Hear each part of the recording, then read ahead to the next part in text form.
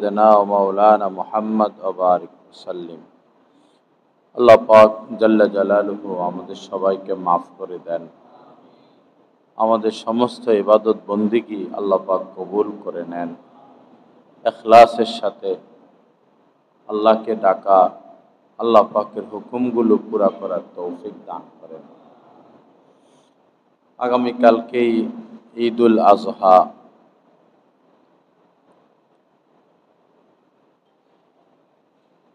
আল্লাহ পাক আমাদের সবাইকে ইখলাসের সাথে কোরবানি পেশ করার তৌফিক দান করেন। কোরবানির দিন কোরবানি করাই হচ্ছে সবচেয়ে বড় ইবাদত। কোরবানির দিন কোরবানি করাই হচ্ছে সবচেয়ে বড় ইবাদত। তবে ইবাদত তা কতটা মর্যাদা সম্পূর্ণ হবে, কবুল হবে কি হবে না, এটা নিয়তের উপর নির্ভরশীল।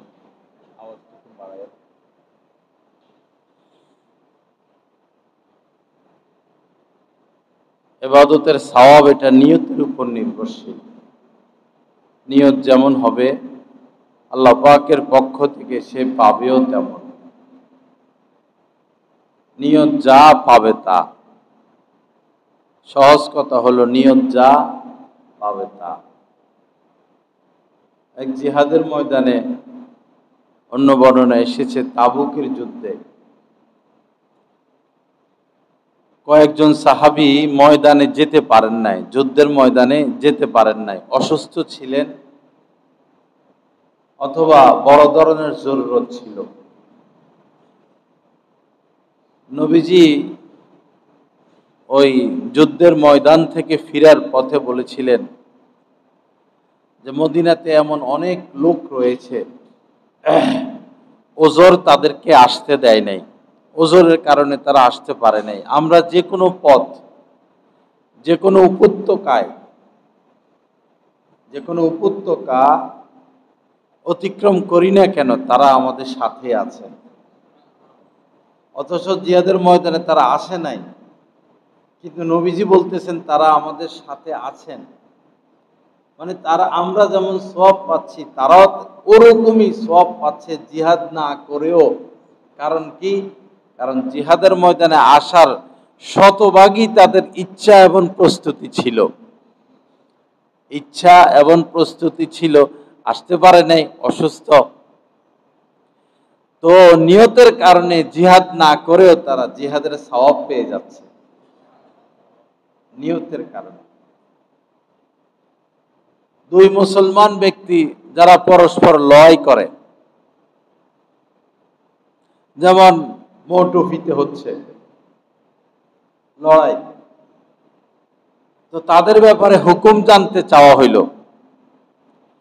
নবীজি বললেন যে দুই মুসলমান পরস্পর লড়াইয়ে লিপ্ত, যে নিহত হলো, দুজনই মারামারি, তলোয়ার বা যেটা হোক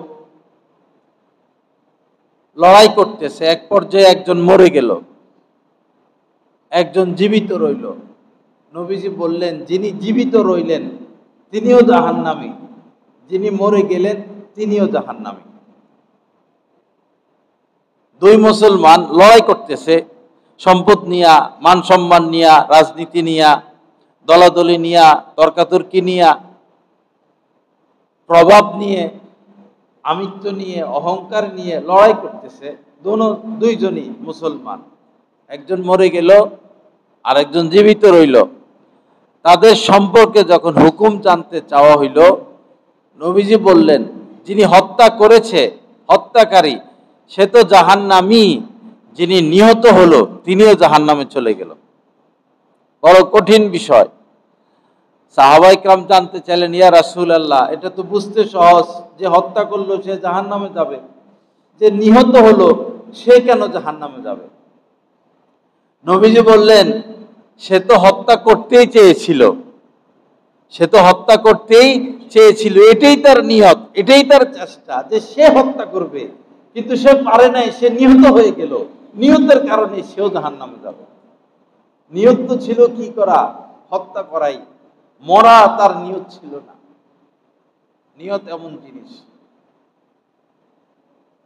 পূর্ব জামানার এক লোক রাস্তা দিয়ে হেঁটে যাচ্ছে, তো দেখলেন যে বিশাল বড় এক পাহাড়, বিশাল বড় এক পাহাড়। বেচারা নেককার ছিল, আল্লাহওয়ালা লোক ছিল। পরে সে মনে মনে ভাবলো, বলল, আল্লাহ, আমার কাছে যদি এই পরিমাণ সম্পদ থাকতো তো সব তোমার রাস্তা আমি বিলিয়ে দিতাম, সব তোমার রাস্তায় বিলিয়ে দিতাম। সে ইখলাসের সাথে কথাটা বলেছিল, পূর্ণ ইখলাস। পরে হলো কি, আল্লাহ পাক ওই জামানার নবীর কাছে ওহী পাঠাইছেন যে তোমার অমুক বান্দা মনে মনে এই কথা বলেছিল, তো এই পাহাড় পরিমাণ সম্পদ আমার রাস্তায় ব্যয় করলে সে যে পরিমাণ নেকি পাইতো তুমি তাকে জানিয়ে দাও, আমি তাকে সেই পরিমাণ নেকি দান করে দিলাম। তো দান না করেও সওয়াব পেল। কিসের বরকতে? ইখলাস, নিয়তের বরকতে। আর কোটি কোটি মানুষ দান করেও সওয়াব পায় না। কিসের কারণে? নিয়তের কারণে।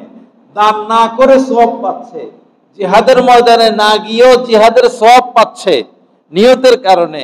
আর জিহাদ করেও সওয়াব পাচ্ছেন না, দান করেও সওয়াব পাচ্ছেন না, নামাজ পড়েও সওয়াব পাচ্ছেন না। কিসের কারণে?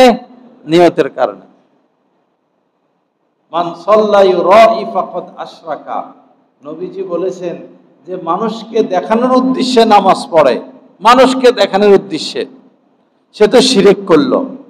ওমান সামা ইউরাই ফাকাদ আশরাকা ওমান তাসাদ্দাকা ইউরাই ফাকাদ আশরাকা, যে রোজা রাখে, যে দান সদকা করে, আমি দানবীর, আমি রাজনৈতিকবিদ, যারা নির্বাচন করে, নির্বাচনের আগে ভালো একটা দান সদকা করে এবং ঘোষণা দিতে থাকে, নির্বাচনের পরে আর আত্মা বাত্তা পাওয়া যায় না, দেখা সাক্ষাৎ পাওয়াই মুশকিল হয়ে যায়। নির্বাচন আগে তরকারিওয়ালার কাছেও আইসা মুসাফা, পান বিক্রি করে তার সাথেও মুসাফা, রিক্সাওয়ালার সাথে কোলাকুলি, সুইফারের সাথে কোলাকুলি, এগুলো আবার সামসারা ছবি তোলে আর ছাড়ে। আমাদের নেতা কি মহান, নির্বাচনের পরে না বোঝা যায় নেতা কি মহান, নির্বাচনের পরে না বোঝা যায় বিষয়টা কেমন। আল্লাহ পাক সহি বুঝ দান করেন। অনেকে দান সদকা করে বিভিন্ন উদ্দেশ্যে, যে যে উদ্দেশ্যে দান সদকা করবে, ইবাদত করবে, আল্লাহর কাছে সে সেটাই পেয়ে যাবে, আল্লাহর কাছে সে সেটাই পেয়ে যাবে। তো কোরবানি এখানে বাস ইখলাস। ওমা উমিরু ইল্লা লিয়াবুদুল্লাহা মুখলিসিনা লাহুদ্দিন হুনাফা। ইবাদতের ক্ষেত্রে তিনটা কথা আল্লাহ পাক বলেছেন। তিনটা জিনিস যখন সংযুক্ত হবে ইবাদতে, তখন সেটা শতভাগ কবুল। শতভাগ কি? কবুল। তিনটা জিনিস সংযুক্ত হতে হবে।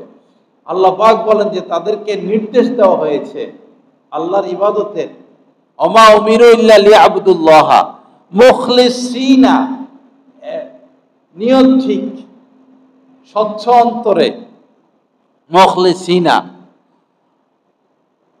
দিলটা পরিষ্কার থাকতে হবে, নিয়তটা শতভাগ আল্লাহর জন্য, লিল্লাহ, একনিষ্ঠ হয়ে, লাহুদ্দিন, আল্লাহর আনুগত্যে। আল্লাহর আনুগত্য, একনিষ্ঠতা এবং দিল থেকে আল্লাহর জন্য যখন কোনো ইবাদত করা হবে তখন সেটা মাকবুল ইবাদত। কুরবানির ক্ষেত্রে আল্লাহ পাক বলেছেন যে লা ইয়ানালাল্লাহা লুহুমুহা ওয়ালা দিমাউহা, যে আল্লাহর কাছে এই পশুর রক্ত, গোশত কিছুই পৌঁছায় না। পৌঁছায় দিলের বিষয়টা, পৌঁছায় মনের বিষয়টা, পৌঁছায় তার নিয়তটা। নিয়তের উপরে হয় 1 নেকি পাবে অথবা 700 নেকি পাবে, হয় 1 নেকি পাবে। অথবা 10 নেকি পাবে, অথবা 100 নেকি পাবে, অথবা 700 পর্যন্ত পাবে, অথবা পাবেই না। আল্লাহ আমাদের সবাইকে কবুল করেন। তো ভয়ের কিছু না, ভয়ের কিছু না, মনে এটা আসবে সেটা আসবে, এগুলাকে আমরা পাত্তা দিব না। বাস আল্লাহ আমি তোমার জন্য কোরবানি করতেছি, তুমি কবুল করো। ভয় পাইতে থাকা, ভয় পাইতে থাকা। ইবাদত বন্দিগি করব, তাহাজ্জুদ পড়ব, ইশরাক করব, দ্বীনের কাজ করব, দান সদকা করব, ভয় পাইতে থাকা, ভয় পাইতে থাকা, ভয়ের সাথে করতে থাকা, এবং দোয়া মুনাজাত ইস্তেগফার, আল্লাহ কবুল করেন, আল্লাহ কবুল করেন, আল্লাহ মাফ করে দেন, ভয় পাইতে থাকা। অহংকারে ফেটে না যাওয়া, অহংকারে না ফুলা, ভয় পাইতে থাকা। আল্লাহ কবুল করেন, আল্লাহ কবুল করেন, আল্লাহ কবুল করেন। আল্লাহ পাক আমাদের সবাইকে তৌফিক দান করেন। প্রথম বিচার 3 ব্যক্তিকে দিয়ে শুরু করবে আল্লাহ পাক। 3 ব্যক্তিকে দিয়া কিয়ামতের ময়দানে বিচার শুরু করবেন। বিষয় হলো 3 জনে জাহান্নামে চলে যাবেন। 3 ব্যক্তিকে নিয়ে বিচার শুরু হবে। 3 জন কোথায় যাবেন? জাহান্নামে। প্রথম ব্যক্তি একজন আলেম, দ্বিতীয় ব্যক্তি একজন শহীদ, তৃতীয় ব্যক্তি একজন কোটিপতি দানবীর। আলেমকে বলবেন, আমি সারমর্ম বলতেছি, হুবহু হাদিসের লফজ না। আলেমকে বলবেন তোমাকে ইলম দিলাম, কি করছো? তিনি বলবেন আল্লাহ দ্বীনের কাজ করছি, ওয়াজ মাহফিল করছি, মাদ্রাসা করছি, মসজিদ করছি, এই করলাম সেই করলাম। তো আল্লাহ পাক বলবেন যে তুমি তো এগুলা করেছো ভাইরাল হওয়ার জন্য, তুমি তো এগুলা করেছো সুনামের জন্য, যেন সবাই তোমারে চিনে, সবাই তোমারে জানে, সবাই তোমারে সম্মান করে, আন্তর্জাতিক হওয়ার জন্য। তো আন্তর্জাতিক তো হইছ, ভাইরাল তো হইছ, যে উদ্দেশ্যে দ্বীনের কাজ করছো সেটা তো পেয়ে গেছো। এখন আজকে আর আমার কাছে কিছু নাই, এই নাও, টেনে হেসড়ে হাত পা বেঁধে নিয়ে জাহান্নামে নিক্ষেপ করো। এরপরে শহীদকে ডাকা হবে, তোমাকে শক্তি দিয়েছি, আমার জন্য কি করছো? এই যে শক্তি দিলাম, সাহস দিলাম, জ্ঞান বুদ্ধি। সে বলবে আল্লাহ আপনার দেওয়া এই শক্তিকে আমি কাজে লাগিয়েছি, জিহাদের ময়দানে লড়াই করেছি, কাফেরের সাথে লড়েছি, এমন কি আমি শহীদ হয়ে গেছি। আল্লাহ পাক বলবেন তো তুমি তো যুদ্ধ করছো বীর হওয়ার জন্য, বীর, হ্যাঁ, তুমি বীর হওয়ার জন্য যুদ্ধ করেছো, সুনামের জন্য যুদ্ধ করেছো, আমার জন্য করো নাই। যে উদ্দেশ্যে করেছো সেটা তো পেয়ে গেছো, আজকে আমার কাছে তোমার জন্য কিছু নাই, এই নাও, এরও জাহান্নামে নিয়ে নিক্ষেপ করো। তৃতীয় ব্যক্তি দানবীর, তাকে ডাকা হবে, বলা হবে কি আনছো আমার জন্য? তোমারে টাকা পয়সা দিলাম, এই দিলাম সেই দিলাম। সে বলবে আল্লাহ মসজিদ করছি, মাদ্রাসা করছি, এই করছি, এই করছি, ওই করছি। আল্লাহ পাক বলবেন যে তুমি তো দানবীর হওয়ার জন্য, সুনামের জন্য, সুখ্যাতির জন্য এগুলো করেছ, সেটা তো পেয়ে গেছো, আজকে আমার কাছে তোমার জন্য কিছু নাই, নাও নাও, একেও জাহান্নামে নিক্ষেপ করো। কি উপায় হবে? এজন্য বাবা, এই যে গরু দেখতে যাইয়াই কয় মন হবে? গরু দেখতে যায় কি কয়, কয় মন হবে? সবটাই তেল, শরীরে সব চর্বি, বস্তু টস্তু কিছু আছে? হ্যাঁ, বাঘাবাগি নিয়ে যা করে যে সব এদিকে, এ বাঘে দেখি সব হাড্ডি আসছে, সব তেল, সব চর্বি, এই সমস্ত আলোচনা, এগুলোর জন্য কোরবানি। সুদের উপর টাকা নিয়েও কোরবানি দেয়, সুদের উপর টাকা নিয়ে কোরবানি দেয়। ভাই কি ব্যাপার? ছেলে মেয়ে মন খারাপ করবে, মানুষ কি বলবে, কোরবানি না দিলে মানুষ কি বলবে? তা আপনি যে নামাজ পড়েন না, নামাজ তো ফরজ, তো হিসেবে তো এটা কর না যে নামাজ না পড়লে মানুষ কি বলবে। আপনার উপর জাকাত ওয়াজিব, জাকাত দিচ্ছেন না, হিসেবে তো এই কথাটা বলেন না, কোরবানির ক্ষেত্রে এই কথা কেন বলেন? এই সমস্ত কথা না বলা, এই সমস্ত কথা না বলা। কোরবানি মানে কোরবানি, কোরবানি মানে সঞ্চয় নয়। একথা বারবার বলা হচ্ছে, কোরবানি মানে সঞ্চয় নয়, কোরবানি মানে কোরবানি, কোরবানি মানে উৎসর্গ। হযরত ইব্রাহিম আলাইহিস সালামের উৎসর্গ কেমন ছিল, হ্যাঁ, সেই কোরবানি কি আমরা পেশ করতে পারবো? বর্তমানে কি এমন কেউ আছে ইব্রাহিম, হযরত ইব্রাহিম আলাইহিস সালামের মতো কোরবানি পেশ করার মতো কেউ আছে? 120 বছর বয়সে সন্তান পাইছেন, বৃদ্ধ হয়ে গেছেন, সন্তান নাই, স্ত্রীও বন্দা, উনিও বৃদ্ধ, আর তো আশা করা যায় না। বাকি দোয়া করতেছেন, দোয়া করতেছেন, আল্লাহ পাকের নিকট তো অসম্ভবের কিছু না। অসম্ভব বলতে আল্লাহ পাকের কাছে কিছু নাই। যিনি অসম্ভবকে সম্ভব করতে পারেন তিনি হচ্ছেন রব্বুল আলামিন। যিনি অসম্ভবকে সম্ভব করতে পারেন, যিনি রাতকে দিন বানাতে পারেন, দিনকে রাত বানাতে পারেন, গরিবকে বাদশা বানাতে পারেন, বাদশাকে ফকির বানাতে পারেন, রোগীকে সুস্থ করতে পারেন, অসুস্থকে রোগীকে সুস্থ করতে পারেন, সুস্থকে রোগী বানাতে পারেন, মৃতকে জীবিত বানাতে পারেন, জীবিতকে মৃত বানাতে পারেন। তিনি কে? রব্বুল আলামিন। তিনি রব্বুল আলামিন।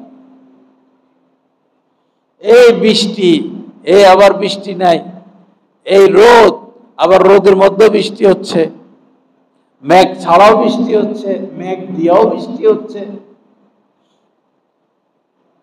তো কি পরীক্ষা করলেন হযরত ইব্রাহিম আলাইহিস সালামকে? দেখুন, 120 বছর বয়সে সন্তান, তাও ইরাক ছিলেন ওই সময়, ইরাক। মক্কায় যাওয়ার নির্দেশ দিচ্ছেন, হেঁটে হেঁটে মক্কায় গেছেন, স্ত্রী সন্তান নিজে, সাথে হযরত জিবরিল আমিন ছিলেন। তো কোনো উপত্যকা, কোনো জনবসতি দেখলেই হযরত ইব্রাহিম আলাইহিস সালাম বলছেন যে আমরা এখানে থেকে যাই, এখানে দিনের কাজ করি। হযরত জিবরিল আমিন বলছেন না, এখানে থাকার হুকুম নাই। ওই সময় মক্কাতে কোনো গাছ ছিল না, কোনো পশু পাখি ছিল না, কোনো মানুষ ছিল না, কোনো খাদ্য নাই, কোনো পানি নাই, মরুভূমি আর মরুভূমি, পাথর আর পাথর। পরে মক্কায় আল্লাহর ঘরের পাশে যাওয়ার পর মাত্র আসছেন এখানে, স্ত্রী সন্তানকে রেখে আবার হাঁটা শুরু করে দিছেন। কি আজীব কারবার! স্ত্রী পিছনে পিছনে আসতেছেন, স্বামী আপনি কোথায় যাচ্ছেন?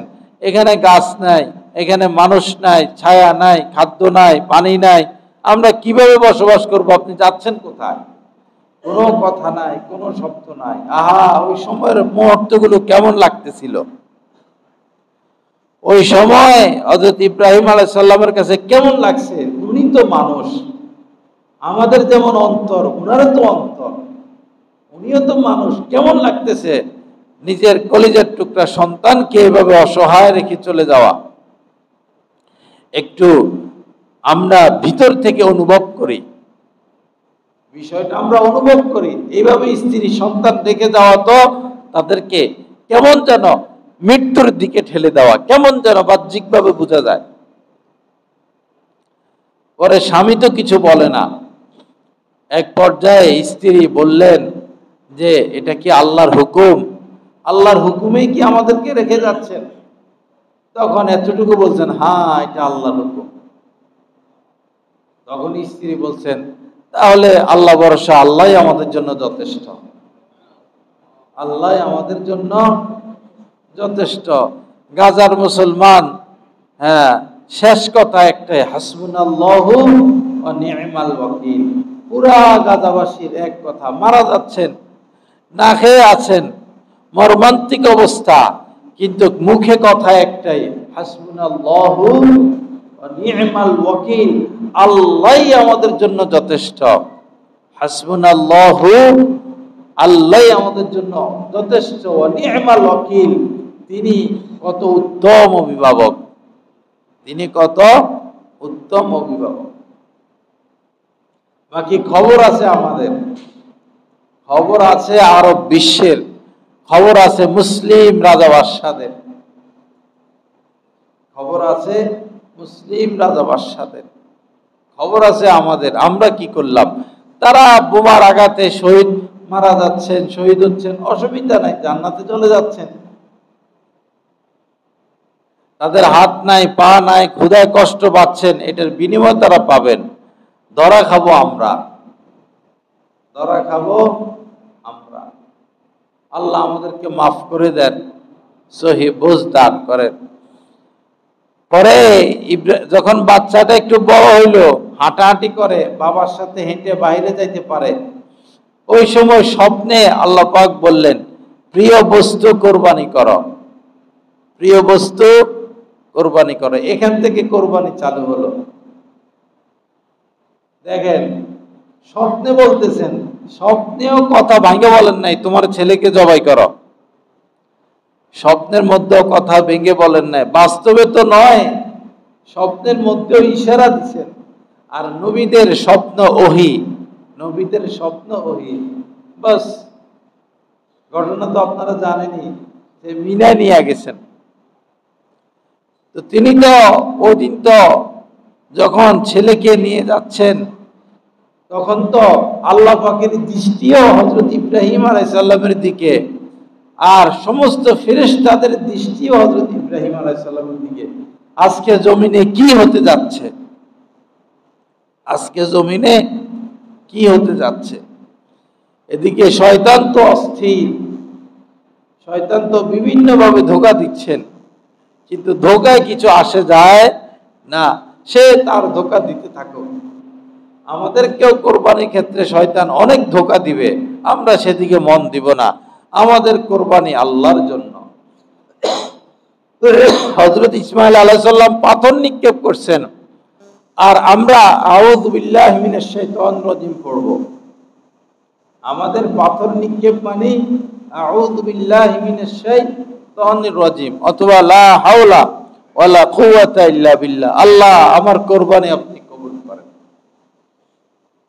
পরে তিনি তো গলার মধ্যে ছুরি চালাইই দিলেন, আল্লাহর হুকুম, বস সোয়া ছুরি চালাই দিচ্ছেন। তো তিনি তো ভেবেছিলেন যে আমার ছেলে জবাই হয়ে গেছে, কিন্তু আসলে জবাই হলো জান্নাতের একটা দুম্বা। আল্লাহ পাক পারেন কিনা? আল্লাহ পাক সবই পারেন। তো হযরত ইব্রাহিম আলাইহিস সালামের এই কোরবানি, এই ইখলাস, এই আল্লাহর জন্য একনিষ্ঠতা এত বেশি আল্লাহ পাকের কাছে পছন্দ হয়েছেন, কিয়ামত পর্যন্ত সকল মুসলমানদের উপর কোরবানি তিনি ওয়াজিব করে দিলেন, যাদের সমর্থন আছে। হযরতে হাজেরা, মক্কা হইল সব ইব্রাহিম আলাইহিস সালামের স্মৃতি, বাবা আদমের স্মৃতি। আরাফা, জাবালে রহমত, আরাফার ময়দান, মিনা, সাই মারওয়া, সব হযরত ইব্রাহিম আলাইহিস সালাম, হযরতে আদম আলাইহিস সালামের স্মৃতি বেশিরভাগ। সাই মারওয়া, ছেলেকে পানি নাই, তো একবার সাই পাহাড়ে ছুটেন, আরেকবার মারওয়ায় যান, পানি খোঁজেন। মধ্যখান দিয়ে যে হাজিরা দৌড়ায়, এই জায়গায় আসলে ছেলেকে দেখা যাইতো না, ছেলেকে দেখা যাইতো না, এজন্য এই জায়গায় তিনি দ্রুত দৌড় দিতেন। নিজের নিজেও পিপাসিত, নিজেও ক্ষুধার্ত, শরীরে এই পরিমাণ শক্তি নাই যে একবার এই পাহাড়ে যাবেন, একবার ওই পাহাড়ে যাবেন। ওই সময় তো পাহাড় ছিল, এখন তো এটারে সমতল করে ফেলছে, এখন তো এসি লাগানো। ওই সময় তো উঁচা নিচা পাহাড়, পাথর, বালু। একজন মহিলা ক্ষুধার্ত অবস্থায়, পিপাসিত অবস্থায় একা একা এই শহরে, আর কোনো মানুষ নাই, দিন রাত কিভাবে কাটবে? একবার এই পাহাড়, একবার ওই পাহাড়, এই ছুটাছুটি। আল্লাহ পাকের কাছে এত পছন্দ হয়েছেন, বস সবার উপরে এটা জরুরি করে দিচ্ছেন, ছুটো। আমার হাজেরা যেভাবে ছুটেছেন, তোমরা ওইভাবে ছুটো। ওই দৌড় আমার কাছে ভালো লাগছেন, তোমরা এইভাবে আমাকে দৌড়ে দেখাও। যদি তার মতো দৌড়াইতে পারো ইখলাসের সাথে, তো তাকে যেভাবে কবুল করেছি তোমাদেরকে ওইভাবে কবুল করব। কিন্তু আমরা কিসের সাই মারোয়া, আমরা যাই এখানে ছবি তুলতে, আমরা সেখানে যাই কিসের জন্য? ছবি তুলতে, পাপের কাম করতে, ছবি তোলা নিয়ে ব্যস্ত, ভিডিও করা নিয়ে ব্যস্ত। এই সাফা মারোয়ায় যান, তাওয়াফে যান, হাজরা আসওয়াদ বলেন, মাকামি ইব্রাহিম বলেন, মাতাফ বলেন, জাবালে নূর বলেন, জাবালে রহমত বলেন, মিনা বলেন, আরাফার ময়দান বলেন, জমজম বলেন, এই এই এই মুসলমানেরা এই কবিরা গুনাহ করার জন্য সেখানে যায়, সব কবিরা গুনাহ লিপ্ত। এতদিন তো এই যে এই শুকনা মৌলবীরা, এতদিন শুকনা মৌলবীরা বলতো যে ছবি তোলা যদি প্রিন্ট না করে তাহলে জায়েজ। শুকনা মোল্লারা বলতো এটা প্রিন্ট করার আগ পর্যন্ত জায়েজ। এখন তো প্রিন্ট শুরু করে দিছে, এখন তো প্রিন্ট শুরু করছে, তো এটা কেমনে জায়েজ হলো? এতদিন তো তোমাদের ফতোয়া ছিল এটা হারাম, এখন তো তোমরা এটাও শুরু করে দিছো। জায়গায় জায়গায় মাহফিলে যে যাই দেখি পোস্টারে এখন আলেম ওলামাদের ছবি। কোন বাইরালি বক্তা আসবে বয়ান ওয়াজ করতে, বিশাল বড় করে তার ছবি প্রিন্ট করে লাগায় রাখছে প্রধান অতিথি। দিন শেষ হয়ে গেল, দিন শেষ হয়ে যাচ্ছে, দিন নাই। মসজিদ বাড়তেছে, মাদ্রাসা বাড়তেছে, দাওরা হাদিস বাড়তেছে, নামাজি বাড়তেছে, সকল দিনের কাজ বাড়তেছে, কিন্তু দিন নাই। এই জামানায় যদি আগের জামানা মতো কোরবানির ব্যাপার স্যাপার হইতো, যে একটা পাহাড়ের উপরে বা উঁচু জায়গায় নিয়ে পশু রেখে আসো, আল্লাহ যেটারে কবুল করবেন সেটাকে তিনি জ্বালাইয়া ফেলবেন, নিয়ে যাবেন। আকাশ থেকে একটা আগুনের মতো কি আসতো, তো এটাকে নিয়ে যাইতো, গায়েব করে ফেলতো। যে পশুটাকে নিয়ে যাইতেন সেটাই কোরবানি হইতো, আর যেটা রেখে দিতেন সেটা কোরবানি হতো না। এখন যদি এই জামানায় কোরবানি এই সিস্টেমের হইতো, আমরা কি গোস্ত খাইতে পারতাম? গরু কিনতে যাই, ভাই কয় মন হইব, কয় মন গোস্ত, কি আঁশ কি চিকন চিকন হবে না মোটা মোটা হবে, স্বাদ হবে কিনা, সব কি তেল না চর্বি, এই আলোচনা করতে পারতাম? এটা তো আগুনে নিয়ে যাইতো, আল্লাহর নূরে নিয়ে যাইতো। আহা কি অবস্থা আমাদের! ভাগাভাগি নিয়ে যা করে, কি গরু কিনছে, সব দিয়ে হাড্ডি, সব তেল, সব চর্বি, এই হয়েছে এই হয়েছে, কথা শুনলে মাথা খারাপ হয়ে যাবে। কিসের কুরবানি? আল্লাহর হস্তে এগুলো না বলে, আল্লাহর হস্তে গোস্ত নিয়ে বাড়াবাড়ি না করে, গোস্ত তো আল্লাহ খাওয়ান, কম বেশ খান, এটা নিয়ে এত অস্থির না হওয়া। কোরবানি মানে কোরবানি, কোরবানি মানে উৎসর্গ, বিলিয়ে দেওয়া, বিলিয়ে দেওয়া। আল্লাহ আমাদেরকে তৌফিক দান করেন। আরেকটা বিষয় হলো, কেউ বলবো না, এই মাংস বলবো না, মাংস, গরুর মাংস, খাসির মাংস, মাংস বলবো না। মাংস ব্যবহার হয় হারাম প্রাণীর সাথে, মাংস ব্যবহার হয় হারাম প্রাণীর সাথে। যেমন সিংহের মাংস, হাতির মাংস, শিয়ালের মাংস, কুকুরের মাংস, বেয়ালের মাংস, ওইটাও তো মাংসই। আর যেগুলো হালাল প্রাণী সেগুলোর ক্ষেত্রে বলতে হয় গোশত। গোশত কি সুন্দর শব্দ, গোশত, এটার মধ্যে লাগাই দেয় মাংস। ওই যে স্কুল কলেজের বইয়ের মধ্যে মাংস লেখা, আর যেখানে যেখানে গরু জবাই করে, গরুর গোশতের দোকান, সেখানে লিখে রাখছে গরুর মাংস পাওয়া যায়, খাসির মাংস পাওয়া যায়। ওইখান থেকে মানুষ মাংস বলে। মাংস বলবো না, কি বলবো? গোশত, গরুর গোশত, গরুর গোশত, গরুর গোশত পাওয়া যায়। ব্যাপকভাবে ভুল এটা, মাংস বলা হয়। মাংস বললে ঘৃণা লাগে, মাংস বললে ঘৃণা লাগে। মাংস তো হইলো শিয়ালের মাংস, কুত্তার মাংস। হালাল প্রাণীর সাথে মাংস ব্যবহার না করা, গোশত বলা। আল্লাহ পাক সহি বুঝ দান করেন। তো এই মানুষের ছবি তোলা যেভাবে হারাম, জন্তু জানোয়ার প্রাণীর ছবি তোলা হারাম। এই গরুটা কিনে এই ছবি তোলা ছবি তোলা ছবি তোলা আর ফেসবুকে ছাড়া ফেসবুকে ছাড়া ফেসবুকে ছাড়া। আহা, ইবাদতের নামে কি করতেছি আমরা? ইবাদতের নামে কি করতেছি? মসজিদে মসজিদে এখন ভিডিও ক্যামেরা ঢুকে গেছে। এমনও মসজিদ আছে খতিব সাহেব বয়ান করে সামনে অন্তত 10টা 20টা ক্যামেরা, 10টা 20টা ক্যামেরা। এমনও মাহফিল হয় বক্তারে দেখা যায় না, বক্তারে 30-35টা ভিডিও ক্যামেরা, বক্তারে দেখা যায় না। এগুলো ওয়াজ মাহফিল, এগুলার নাম দিন। এদের কথায় কি আসর আছে, এদের কথায় কি প্রভাব আছে, এদের কথা শুনে কে নামাজ পড়লো, কে দিন গ্রহণ করলো? যারা দিন বিক্রি করে তাদেরকে আমরা স্কলার। আল্লাহ রাসূলের জামানায় কোনো স্কলার ছিল না। স্কলার আবার কি? দিন শিখতে হবে আলেমে দ্বীনের কাছ থেকে। ইসলামে যারা বড়, ইলমে যারা বড়, তাদেরকে স্কলার বলা হয় না, তাদেরকে বলা হয় আলেম, আলেমে দ্বীন। স্কলার না, এটা একটা শয়তানি শব্দ স্কলার। উনি ইসলামী স্কলার, উনি ইসলামী স্কলার হোক আর ইসলামের শয়তান হোক আর ইসলাম বিক্রেতা হোক, স্কলার থেকে দিন নয়, দিন শিখতে হবে আলেমে দ্বীনের কাছ থেকে।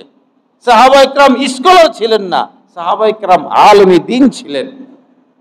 আমাদের 4 ইমাম স্কলার নয়, আমাদের 4 ইমাম আলেমে দ্বীন ছিলেন।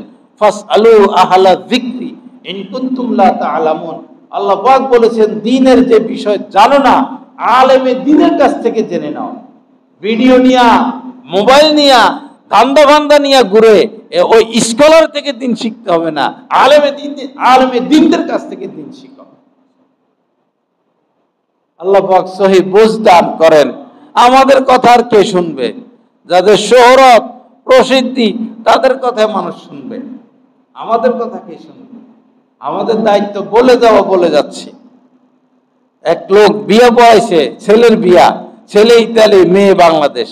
ছেলে ইতালি থেকে বলছে কবুল, মেয়ে পক্ষ কাজী বাংলাদেশ থেকে বলছে যে আমি তোমাদের কাছে বিবাহ দিলাম, ভিডিও ক্যামেরা চালু। ছেলে বলল আমি কবুল করলাম। আমি বললাম এই বিয়ে তো হয় নাই। এটা তো আমার কথা না, সকল উলামায়ে কেরামের কথা, মুফতিদের কথা, এভাবে বিয়ে হয় না। তো উনি বলতেছেন হেলিকপ্টার নিয়ে ঘুরে এত বড় বড়, হেরা বলতেছে হয়। আপনার কথা কে শুনবে? আর আপনি বলতেছেন হয় না। তো কথা তো ঠিকই, যারা প্রসিদ্ধ, বিভিন্নভাবে প্রসিদ্ধি অর্জন করছে, মানুষ তাদের কথাই শুনে, মানুষ আমাদের কথা তো শুনবে না। এভাবে বিয়ে হয় না। মোবাইলে বিয়ে জায়েজ আছে, মোবাইলে বিয়ের সিস্টেম আছে, সিস্টেম মোতাবেক করলে জায়েজ হবে। বিদেশে ছেলে মেয়ে বাংলাদেশ, মোবাইলে বলবে আমি কবুল করলাম, এভাবে হবে না বিয়ে। জায়েজের তরিকা আছে। ছেলে কাউকে উকিল বানাইয়া দিবে, মেয়ের উকিল আছে, মেয়ের উকিল আছে, মেয়ের উকিল হবে মেয়ের বাবা, মেয়ের উকিল হবে। উকিল বাপ যে একটা শয়তানি শব্দ, উকিল বাপ। আপন বাপের সম্মান করে না, উকিল বাপের গোলামি করে। উকিল বাপ এটা একটা শয়তানি শব্দ। কিসের উকিল বাপ? আবার মেয়ের উকিল হবে মেয়ের বাবা, মেয়ের উকিল হবে মেয়ের চাচা, মেয়ের উকিল হবে মেয়ের দাদা নানা, মেয়ের ভাই। বেগানা পুরুষ উকিল হবে, এটা কোন কথা? কোন শয়তান এগুলো আবিষ্কার করছে উকিল বাপ? আবার পরিচয় দেয়, লজ্জা লাগে রে সমস্ত মানুষের। আইসা পরিচয় দেয় আমি অমুকের উকিল বাপ। কিসের উকিল বাপ? শয়তানি কথা। কই পাইছেন এগুলো আপনারা? একটা বেগানা পুরুষরা উকিল বানায়, যাই সে মেয়ের কাছে যায়, এই তুমি এই বিয়েতে রাজি আছো কিনা? এই যে মেয়ের দিকে তাকালো, হারাম কাজ করলো না? হারাম কাজ করলো না? উকিল সহ নিয়ে যায়, সাক্ষী সহ নিয়ে যায়, নিয়ে একটা মেয়ের লজ্জা নষ্ট করে, তার হায়া নষ্ট করে, তারা জবরদস্তি করে বিয়ে দিতেছি, তুমি রাজি আছো কিনা? সাক্ষী রাখে, উকিল রাখে, বেগানা পুরুষ রাখে। কোথায় এগুলো আমরা পাইছি? এগুলোর নাম দিন, এগুলোর নাম ধর্ম। হাদিসে বারবার আসছে যে মেয়ের কাছে যখন, মেয়েকে যখন বলা হবে কুমারী মেয়ে, তার থেকে তো অনুমতি নিতে হবে।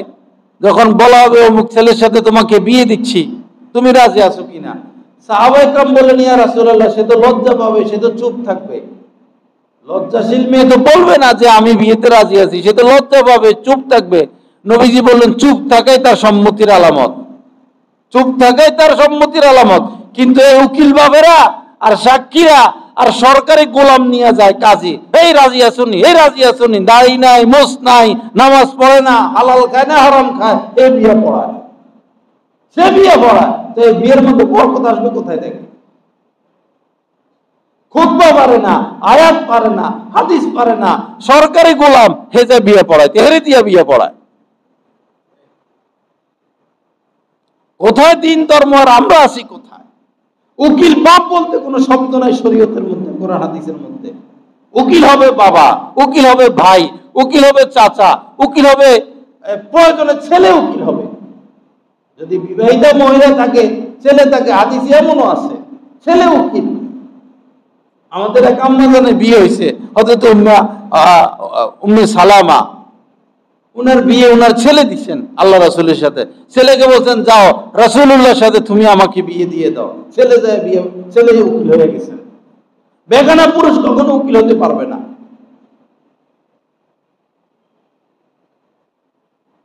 ধর্ম এক জায়গায়, এটারে টাইনা হিসরাইয়া ওই বাইরেলি শয়তানেরা এটারে নিয়ে গেছে আরেক জায়গায়। আমরা তো তাদের থেকে দিন শিখি, তাদের কথা শুনি। একটা বাইরেলিরে আনেন না যে তোমরা তো কোটি কোটি টাকার মালিক হয়ে গেছো, একটা মাহফিল ফ্রি করে দাও। একটা আনেন, একবারের জন্য আনেন, আপনারা তো জীবন দিয়ে দিবেন হেদের জন্য। নেতাদের জন্য জীবন দিয়ে দেয় যারা চুরি ডাকাতি নিয়ে ব্যস্ত, আর বাইরেলিদের জন্য জীবন দিয়ে দেয় যারা টাকা কামানো নিয়ে ব্যস্ত।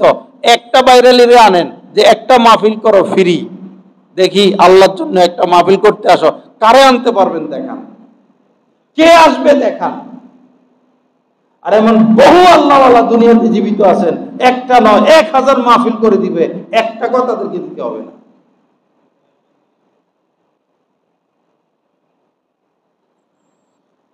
আল্লাহ পাক আমাদেরকে সহি বুঝ দান করেন।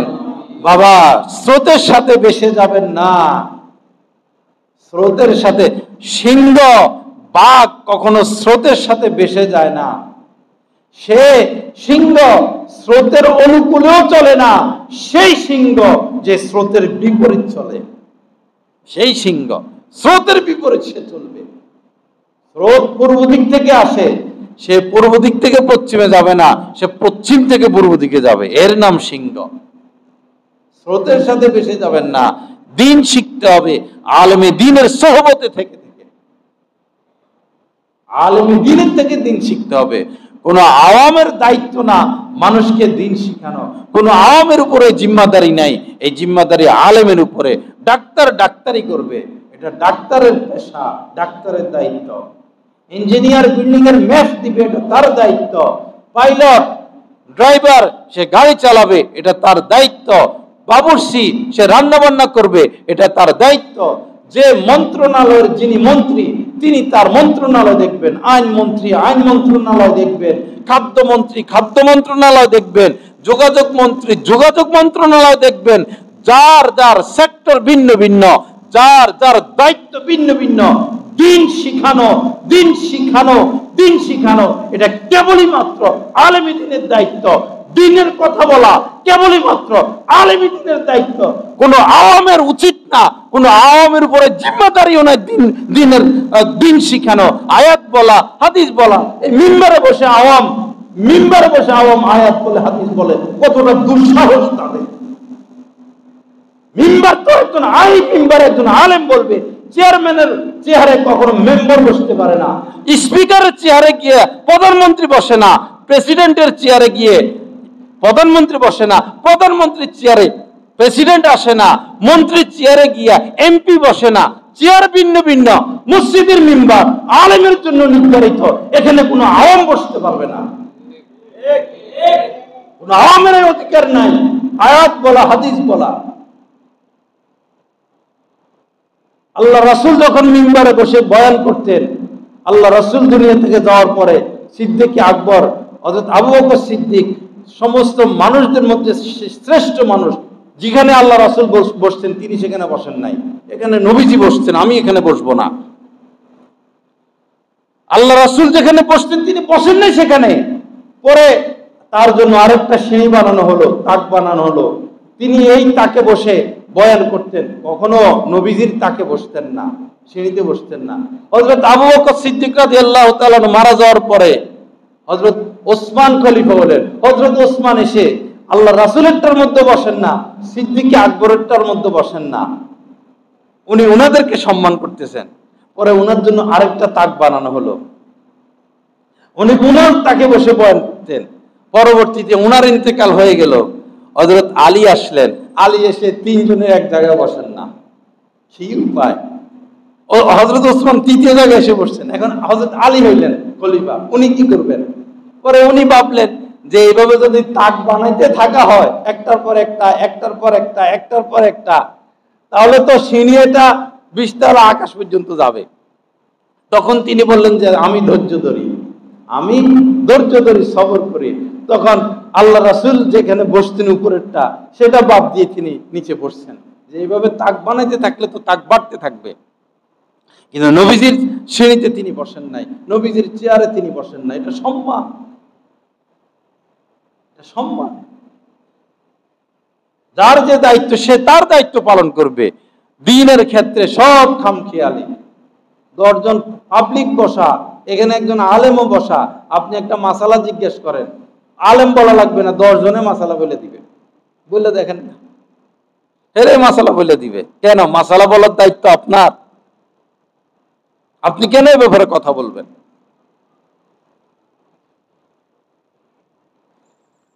লা ইলাহা ইল্লাল্লাহ। আল্লাহ পাক আমাদেরকে মাফ করে দেন, আল্লাহ পাক সহি বুঝ দান করেন, আল্লাহ পাক আমাদেরকে দ্বীনকে দ্বীনের জায়গায় রাখার তৌফিক দান করেন।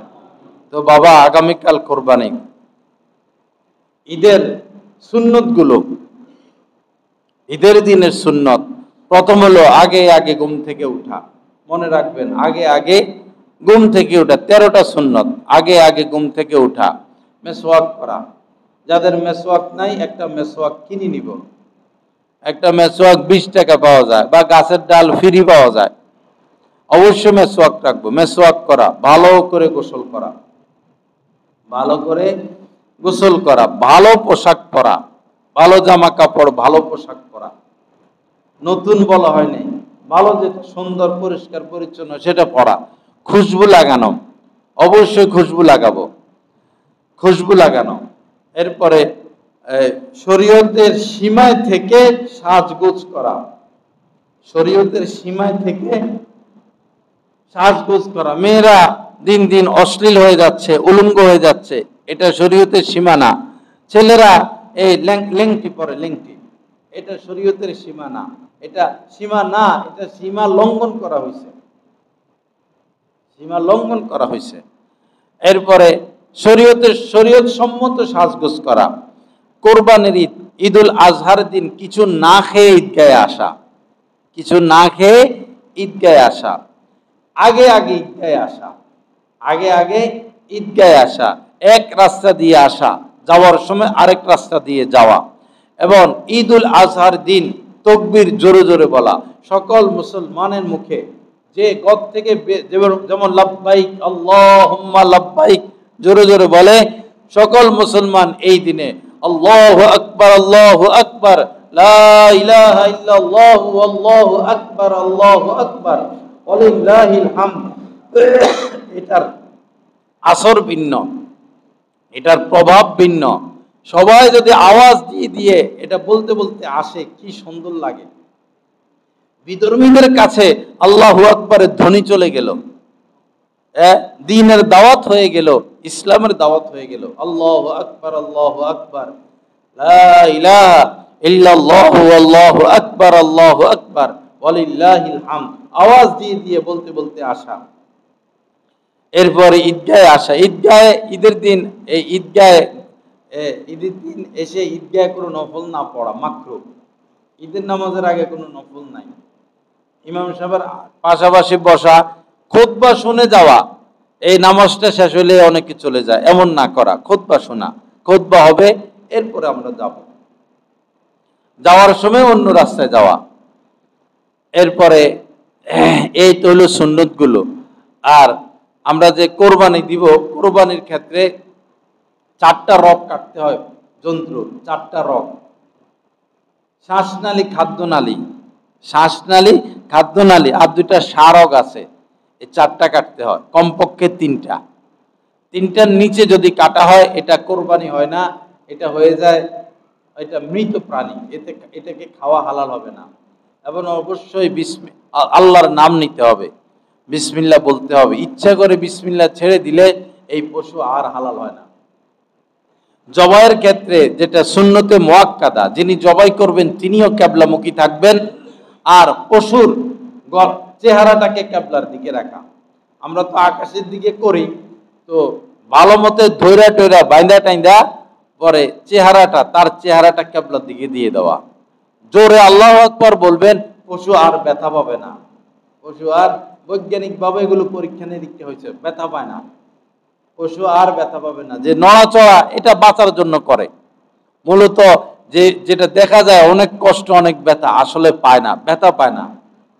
তো জোরে আল্লাহু আকবার বলবেন। আল্লাহু আকবারের ধ্বনি তাদের কানে গেলে তারা আল্লাহর নামে নেশাগ্রস্ত হয়ে যায়, আল্লাহর নামে তারা নেশাগ্রস্ত হয়ে যায়, তাদের আর খবর থাকে না। জোরে আল্লাহু আকবার বলবো। আর এই হাত পা চারোটা বেঁধে ফেললে হয়, বাঁশ দিয়ে চাপ না দেওয়া, বাঁশ দিয়ে চাপ না দেওয়া। যখন তাকে জবাই করা হবে ওই সময় শোয়ায়া বাইন্দা তারে 2 মিনিট 5 মিনিট 10 মিনিট রাখা, এটা অন্যায়। যিনি জবাই করবেন তিনি যখন কাছাকাছি আসেন তখন তাকে শোয়ানো, এর আগে শোয়াইয়া তারে কষ্ট দেওয়া এটা ঠিক না। মোটা ধার নাই এরকম ছুরি দিয়ে জবাই না করা, ধারালো ছুরি, যেন তার কষ্ট কম হয়, সহজে যেন জবাই হয়ে যায়। অনেক সময় এরকম এরকম এরকম এরকম করে জবাই হয় না, ছুরিতে ধার নাই। প্রয়োজনে যাদের বড় গরু তারা বড় ছুরি নিজেরা ব্যবস্থা রাখবেন। এত বড় গলা আছে, এত বড় গলা, নারিকেল গাছ তাল গাছের মতো গলা, তো এটারে এত ছোট ছুরি দিয়ে কেমনে কি হবে? ব্যক্তিগত ছুরি রাখবেন যেন পশুটার কষ্ট কম হয়। পশু মারা যাওয়ার আগ পর্যন্ত তার হাত পা কাটবেন না, মারা যাওয়ার আগ পর্যন্ত হাত পা কাটবেন না। সে মারা যাবে, সে নিস্তেজ হয়ে যাবে। অনেকে এমন করে, সে জীবিত, এ হাত কাটা শুরু করে, পরে হে এমনি হাত নাড়া দেয়। এই কষ্টের উপরে কষ্ট না দেয়, তাকে শান্তভাবে দুনিয়া থেকে বিদায় নিতে দেন, তার আগে তাকে কষ্ট দিবেন না। এরপরে এই জবাইয়ের দৃশ্যগুলো ভিডিও না করা, জবাইয়ের দৃশ্যগুলো ভিডিও না করা। যে যেখানে জবাই করবেন আপনার দায়িত্ব, আপনি রাস্তা পরিষ্কার করে দিবেন, ভালো করে পানি মারবেন, খুব ভালো করে পানি মারবেন, কোনো রক্ত যেন এখানে না থাকে, প্রয়োজনে ব্লিচিং পাউডার দিয়ে দিবেন, রাস্তা পরিষ্কার রাখবেন। নাড়িভুড়িগুলো ড্রেনের মধ্যে ফেলে দিবেন না, নাড়িভুড়িগুলো ড্রেনে রাস্তায় ফেলে দিবেন না, ময়লাগুলো এগুলো মাটির নিচে পুঁতে ফেলবেন, অথবা আগে বড় গর্ত করবেন, এখানে রক্ত যাবে, এখানে গোবর টুবর এগুলো ফেলে দিবেন। ড্রেনের মধ্যে যদি গোবর ফেলা হয় ড্রেন যাবে জাম খাইয়া, পরে এই সমাজে সরকার এসে থাকবে না, এই সমাজে আমি আপনি থাকবো। আমাদের দায়িত্ব আমরা পালন করব। আর চামড়াটা মাদ্রাসায় দিয়ে দিবেন, চামড়াটা মাদ্রাসায় দিয়ে দিবেন। মাদ্রাসাওয়ালা আপনি চামড়া বিক্রি করলে আর কত পাবেন? চামড়া বিক্রি করলে আর কত পাবেন? এক সময় একটা চামড়ার দাম 4000 টাকা ছিল। মাদ্রাসাগুলোরে ধ্বংস করার জন্য চামড়ার দাম কমাইতে কমাইতে 400 টাকায় আনছে। মাদ্রাসা ধ্বংস হয় নাই, তারা ধ্বংস হয়ে গেছে। মাদ্রাসা ধ্বংস হয় নাই, তারা ধ্বংস হয়ে গেছে। তারা অপমানিত হয়েছে, তারা লাঞ্ছিত হয়েছে, ফেরাউন লাঞ্ছিত হয়েছে, নমরুদ লাঞ্ছিত হয়েছে। যারা এই দিন ধ্বংস করতে চায়, আলেম ওলামার উপরে নির্যাতন করে, অবিচার করে, ক্ষমতা টিকিয়ে রাখতে চায়, তারা ধ্বংস হবে, তাদের ধ্বংস নিশ্চিত। জুতার দাম বেড়ে গেছে আর চামড়ার দাম একবারে নিচে। সিন্ডিকেট, ওই সিন্ডিকেটটা এখনো ভাঙতে পারেনি সরকার, তাও একটু দাম বাড়ছে, কিন্তু সময় লাগবে। চামড়াটা আল্লাহর হস্তে মাদ্রাসায় দিয়ে দিবেন, এটা আপনাদের মাদ্রাসা, আপনাদের দানে চলে, আপনাদের মাদ্রাসা আপনাদের দানে চলে। আপনারা মারা গেলে এই মাদ্রাসার মাঠে আপনাদের লাশ আনা হয়, এই ছাত্ররা, এই ওলামা ইকরাম জানাজার নামাজ পড়ে, কত বড় সৌভাগ্য। কেউ দয়া করে এটা বলবেন না যে আমারে 500 টাকা দেন, আমারে 200 টাকা দেন, তাহলে এই চামড়া এনে মাদ্রাসা মাদ্রাসার কোনো লাভ নাই, চামড়া এনে মাদ্রাসার কোনো লাভ নাই। আল্লাহর হস্তে এই চামড়াটা মাদ্রাসায় দিয়ে দিবেন, এর উসিলায় দিনের কাজ হবে, আপনি ডবল সওয়াব পাবেন। এক হলো দানের সওয়াব, আরেকটা হলো দিনকে আপনি শক্তিশালী করলেন। আল্লাহ পাক সহি বুঝ দান করেন। আল্লাহ পাক আমাদের কোরবানিকে কবুল করেন। তা আজকে তো আমরা রোজা রাখলামই, বেশিরভাগ মানুষই রোজা রাখছেন। ঈদের রাত্রে ইবাদত করা, যেই দিন মানুষের অন্তর মরে যাবে, যেই দিন মানুষের অন্তর মরে যাবে, যারা দুই ঈদের রাত্রে ইবাদত করবে সেই দিন তাদের অন্তর মরবে না। অন্তর মরা মানে ঘাবড়িয়ে যাওয়া। কিয়ামতের ময়দানে আযাব গজব দেখে মানুষ ঘাবড়িয়ে যাবে, পেরেশান হয়ে যাবে, অস্থির হয়ে যাবে। কিন্তু যারা দুই ঈদের রাত্রিতে ইবাদত করবে তারা ঘাবড়াবে না, তাদের কিছু হবে না। আরেকটি হলো তাকবীর তাশরিক, এটা ফজর থেকে শুরু হয়েছে। আজকে ফজর থেকে শুরু হইলো, মহিলারা ঘরে, পুরুষরা মসজিদে বা একা একা নামাজ পড়লেও একবার ওয়াজিব আল্লাহু আকবার আল্লাহু আকবার লা ইলাহা ইল্লাল্লাহু আল্লাহু আকবার আল্লাহু আকবার ওয়ালিল্লাহিল হামদ, এটা ওয়াজিব। একা পড়ি, জামাতে পড়ি, ঘরের মহিলারা ঘরে 13ই জিলহজ আসর পর্যন্ত এটা আমরা পড়তে থাকব। আল্লাহ পাক আমাদের সবাইকে কবুল করেন, আমাদের কোরবানিকে কবুল করেন। আল্লাহ পাক আমাদেরকে কামেল ইখলাস নসিব করেন। ভয় পাইতে থাকবেন ভাই, ভয় পাইতে থাকবেন, ভয় পাইতে থাকবেন। গরুর গোশতগুলো এই 3 ভাগ করবেন, 1 ভাগ নিজের জন্য, 1 ভাগ বন্ধু বান্ধব বাড়িতে হাদিয়া পাঠাবেন, আর 1 ভাগ গরিব দুঃখীকে দিবেন। গরিব দুঃখীকে দিতে দিতে যদি সব শেষ হয়ে যায়, সব শেষ হোক, আপনি কিনা খাবেন? প্রথম দিন তো খাইছেন, যথেষ্ট। গরিবকে ফিরিয়ে না দেওয়া, গরিবকে ফিরিয়ে না দেওয়া। আল্লাহ রাসূল কোনোদিন কোনো মানুষকে খালি হাতে ফিরিয়ে দেন নাই, কিছু হইলেও দিয়ে দেওয়া। আর মানুষ কি করে, এই হাদিয়া টাদিয়া যে পাঠায়, রগ রেশা, এই যে চর্বি মরবি যেটা খাওয়ার অনুপযুক্ত, এগুলো হাদিয়া পাঠায় বা এগুলো গরিবরে দিয়ে দেয়। এগুলা না করি, আল্লাহ আপনার দিকে তাকায় আছেন, আল্লাহ আপনার দিকে তাকায় আছেন। এই মাল আপনার বাহুবলে আসে নাই, এই মাল আল্লাহ আপনাকে দিছেন। আপনি যাকাত দেওয়ার তৌফিক হয়েছে আপনার, আপনি তো সেজদায় পড়ে থাকবেন। ওই বেড়া যে আপনার দুয়ারে আসছে, আপনি তো তার শুকরিয়া আদায় করবেন। এমন সময় আসবে, অচিরে এমন জামানা আসবে, মানুষ যাকাত দেওয়ার লোক খুঁজে পাবে না, মানুষ যাকাত দেওয়ার লোক খুঁজে পাবে না, সদকা দেওয়ার লোক খুঁজে পাবে না, সব ধনী হয়ে যাবে। এই কুলিয়ার চরে স্বর্ণের পাহাড় বাইর হবে, এই আশুগঞ্জে রূপার পাহাড় বাইর হবে, এই বৈরবে তামার পাহাড় বাইর হবে। তখন মানুষেরা যায় যায় বলবে, চোরেরা বলবে, আরে এই সম্পদের জন্য চুরি করতাম, আজকে সম্পদ দিয়ে কি করবো? আজকে ঘরের পাশে স্বর্ণের পাহাড় বাইর হয়েছে। কিয়ামতের আগে জমিন তার সম্পদ কলিজাগুলোকে বের করে দিবে, ভিতরে যা রাখছেন আল্লাহ পাক সব বের হয়ে চলে আসবে। ওই সময় আর সম্পদ দিয়ে কি করবো আমরা? আল্লাহ পাক সহি বুঝ দান করেন। আল্লাহ পাক আমাদেরকে মাফ করেন, কোরবানিকে কবুল করেন। আমাদের এখানে ঈদের নামাজ হবে ইনশাআল্লাহ। মাঠ তো ইচ্ছা ছিল মাঠে নামাজ হওয়া, তো পরিস্থিতি তো নাই, বৃষ্টি। তো আলহামদুলিল্লাহ আমাদের বড় মাঠ আছে, 1 তলা 2 তলা 3 তলা, প্রয়োজনে ছাদ, প্রয়োজনে ছাদ। পুরা বড়ুপাশিও যদি আমাদের কমলপুর মাদ্রাসা আসে, আমরা ইনশাআল্লাহ ব্যবস্থা নিব আল্লাহর নাম নিয়ে। ছাদ পর্যন্ত ওকে, এরপরে মাদ্রাসা তো আছেই, বৃষ্টি থাকলেও মাদ্রাসার সেই ওটা 5 তলা পর্যন্ত, ওটা 3 তলা পর্যন্ত, এখানে আছে মনে করেন এটা 2 তলা পর্যন্ত সংযোগ আছে, পিছনে আছে। পুরো পৌরবাসী বৃষ্টির কারণে নামাজ পড়তে পারে না, অসুবিধা নাই, কমলপুর মাদ্রাসায় চলে আসে, কমলপুর মাদ্রাসায় চলে আসে। ইনশাআল্লাহ আমরা সবার ব্যবস্থা করব। আমাদের 7:30টায় নামাজ হবে ইনশাআল্লাহ, 7:30টায় নামাজ হবে, বেশি পরেও না বেশি আগেও না, 7:30টায় নামাজ হবে। এর একটু আগে আমরা সবাই চলে আসার চেষ্টা করব। আল্লাহ পাক তাকবীর দিতে দিতে আসবেন, আল্লাহু আকবার আল্লাহু আকবার, সবার মুখে মুখে আল্লাহু আকবার আল্লাহু আকবার লা ইলাহা। আমরা লাব্বাইক বলতে পারি নাই, লাব্বাইক বলতে পারি নাই, হজে যাইতে পারি নাই, লাব্বাইক বলার স্বাদ আমরা তাকবীর দিয়ে নিব। আল্লাহু আকবার আল্লাহু আকবার, তাকবীরের মাধ্যমে আমরা লাব্বাইকের স্বাদ গ্রহণ করব। আল্লাহ পাক জাল্লা জালালু আমাদের সবাইকে আমল করার তৌফিক দান করেন। ওয়া আখিরু দাওয়ানা আলহামদুলিল্লাহ।